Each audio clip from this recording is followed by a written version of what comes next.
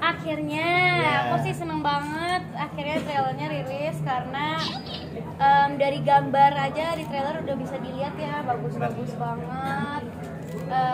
Seneng sih, nggak sabar respon semuanya gimana. Tadi sih udah antusias banget. Aku live juga kan tadi di TikTok. Semua orang excited banget sama Bertaut Rindu ini. Aku juga senang banget hari ini teman-teman semuanya bisa ada kesempatan buat nonton, dan tadi full house banget, jadi aku senang nggak cuma cast doang, nggak cuma kami doang, tapi teman-teman semua nonton trailer film Bertaut Rindu. Jadi senang banget, happy banget sama hasilnya, jadi nggak sabar buat nonton tanggal 31 Juli nanti. Oke, mungkin boleh dikasih tahu nggak sih Zara sebagai siapa, Ali sebagai siapa, dan karakter sebagai apa? Boleh. Jadi di film Bertaut Rindu aku berperan sebagai Magnus. Magnus itu karakternya dia seorang pria yang misterius, seorang pria yang lahir di keluarga yang punya privilege, tapi satu yang dia nggak punya, yaitu pilihan. Dan itu sangat membuat Magnus menjadi seperti remaja yang tersesat gitu. Kalau Jovanka sendiri, aku Zara berperan sebagai Jovanka. Jo itu anaknya sangat berani dan tahu mimpinya itu apa, dan dia tuh tahu cara kejarnya gimana. Background keluarganya itu sebenarnya ada kemiripan dengan Magnus. Kita sama-sama, bukan dibilang broken home ya, tapi iya, tapi kemiripan konflik dengan kemiripan orang tua. konflik dengan orang tua yang akhirnya mempersatukan kita gitu. Betul. Dan by the way, kami tuh di sini Magnus dan Jovanka suka banget sama melukis. Suka banget sama melukis, gambar-gambar aku tuh yang realis, gambar-gambar realis. Kalau Magnus dia yang hyper realis, yang benar-benar mirip banget sama asli. Ya, jadi itu kemiripan kita juga. Membangun chemistry seperti apa? Apa karena emang kalian berdua sama-sama orang Bandung kan, atau seperti apa? Lebih gampang atau lebih susah? Ada ya. Sebenarnya untuk membangun chemistry, karena kan kami semua di sini case-nya mungkin lebih banyak yang seumuran gitu ya. Dan saat kita reading pun kita bukan kayak reading, jadi jatuhnya malah jadi kayak nongkrong gitu. Iya, main jadi kayak nongkrong gitu, karena ya saat kita reading pun ya kita seru-seruan gitu. Kami seru-seruan kayak ya bercanda, ngobrol, walaupun kita kerja dengan serius tapi masih ada sisi itunya gitu. Biarpun ceritanya berat, adegan-adegannya berat gitu yang dibawain, tapi karena anak-anaknya seru, fun. Benar. Director kita juga, Om Rako juga sangat santai, fun banget, jadi gak kerasa berat jalaninnya gitu. Ya, saat syuting pun ya kita bercanda-bercanda, seru-seruan. Untuk chemistry kayaknya nggak usah ditanya deh, karena anak-anaknya pada suka nongkrong semua, jadi kayak nongkrong aja. Jadi asik aja gitu. Oh, ini film kedua. Ya, film kedua bareng. Kita bareng, iya ini film kedua. Kita lama tanggung lagi, udah enak lagi. Iya. Ya, kita udah kenal juga ya. Kita emang udah kenal lama. Iya, kita udah kenal lama. Jam 3 pagi di Curug tuh jam callingan kita ya. Iya, jam callingan kita itu. Jadi kebetulan set kita itu kebanyakan di Bandung, Lembang ya. Bener, Lembang. Lembang. Terus karena ada curugnya, itu curug di Bandung. Tahu kan cuaca Bandung gimana, sedingin apa? Dan lagi musim hujan. Dan bulan puasa. Iya, bener itu juga. Jangan sedih. Itu memorable banget sih scene-scene di sana, karena kita benar-benar turun ke sungainya. Benar-benar adegannya full di situ, sampai kita pakai emergency blanket untuk menghangatkan diri karena cuaca gitu. Di sana Tapi benar-benar dingin banget, dan adegan-adegannya harus kena air apa segala macam, jadi lumayan cukup intens dan ekstrim adegannya gitu. Curug itu adegan yang cukup spesial sih buat Spesial film banget, benar spesial banget. Zara sama Ari, film ini kan juga ada tentang komunikasi sama orang tua. Kalau kalian sendiri di kehidupan nyata, gimana sih komunikasi kalian sama orang tua? Satu-satu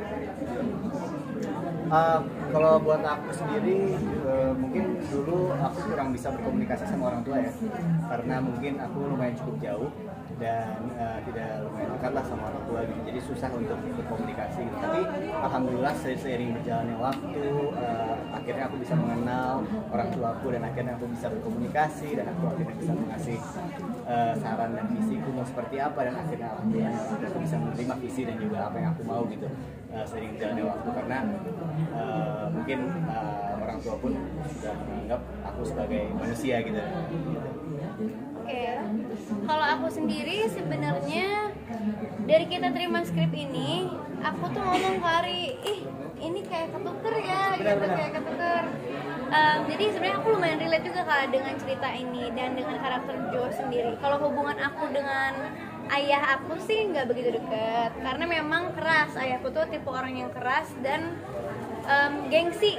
Jadi bukan karena nggak sayang, tapi karena memang kita nggak bisa ngobrol karena karakter aja gitu. Tapi kalau sama mama, aku alhamdulillah sangat dekat, sama banget kayak karakter aku di sini. Sama ayahnya tuh lumayan susah komunikasi, tapi sama ibunya deket banget. Jadi ya gitu sih kurang lebih. Kak Ayah mungkin lebih. Iya, justru itu karena film ini aku belajar ini nggak beres ya, maksudnya benar-benar terjadi di hidup aku. Kayak di sini kan Magnus yang kesusahan untuk menyampaikan apa keinginannya ke orang tuanya. Aku dari skrip ini pun belajar juga, dari reading sebenarnya udah belajar, wah bagus banget ini pesannya gitu. Aku coba terapkan ke hidup aku pelan-pelan kalau ternyata orang tua tuh memang pasti kasih tahu mereka tuh maunya apa, tapi menurut mereka kan itu yang terbaik. Jadi sekarang aku lebih berusaha untuk itu kan menurut mamam terbaik begitu, tapi dari aku juga punya nih kayak gini opsi gitu. Jadi dicari jalan tengahnya. Jadi sekarang udah bisa cari jalan tengahnya gitu. Kalau Ari prosesnya gimana jadi lebih cair mungkin sama orang tua prosesnya? Prosesnya mungkin karena sering berdebat kali ya. Jadi berdebat itu aku bisa bilang membantu sekali ya, karena ketika kita berdebat bukan jadi anak durhaka ya, bukan anak durhaka ya. Tapi maksudnya berdebat itu karena dibutuhkan nggak hanya ke orang tua saja, tapi ke teman maupun sahabat maupun pacar, itu sangat dibutuhkan sekali. Karena kenapa? Setiap kita debat dan setelah kita beres debat, kita pasti akhirnya berbaikan dengan mereka kan. Dan setelah Sooner or later gitu, dan setelah kita berbaikan pasti hubungan kita bakal jadi makin membaik gitu karena berdebat itu gitu. Dan itu yang aku rasakan gitu, dan itu yang aku alami gitu, sehingga aku bisa berkomunikasi dengan orang tua aku gitu. Dan alhamdulillah sekarang aku sama orang tua aku seperti sahabat. Sebenarnya kan pesan dari film ini sendiri itu intinya komunikasi betul, gitu kan. Ya. Jadi berdebat tadi maksudnya mungkin ngobrol lah, intinya dari film ini ngobrol aja, apapun tuh diobrolin gitu loh. Tapi psikolog itu dibutuhkan juga nggak sih, kan selain sahabat, teman, psikolog juga dibutuhkan dalam ini nggak sih, menurut kalian seperti apa? Dan kalian juga memakai psikolog nggak untuk sampai di titik itu gitu? Maksudnya di film ini pakai psikolog atau enggak? Ya film ini dan kehidupan nyata kamu emang tujuannya memang butuh nggak sih? Sebenarnya cara orang untuk menyembuhkan lukanya itu ada banyak cara, dan setiap orang itu beda-beda gitu. Mereka pasti yang tahu apa yang dibutuhkan. Kalau Zara pribadi, aku ke psikolog gitu. Tapi memang udah lama dari kecil, bahkan aku memang ke psikolog anak, dan saat udah dewasa pun ke psikolog untuk tahu dan untuk menyembuhkan hal-hal yang penting yang perlu disembuhkan gitu. Karena aku nggak ngerti caranya sendiri gimana. Cuma cara heal orang beda-beda. Iya betul. Kamu ke psikolog? Aku jujur kalau aku belum pernah ya.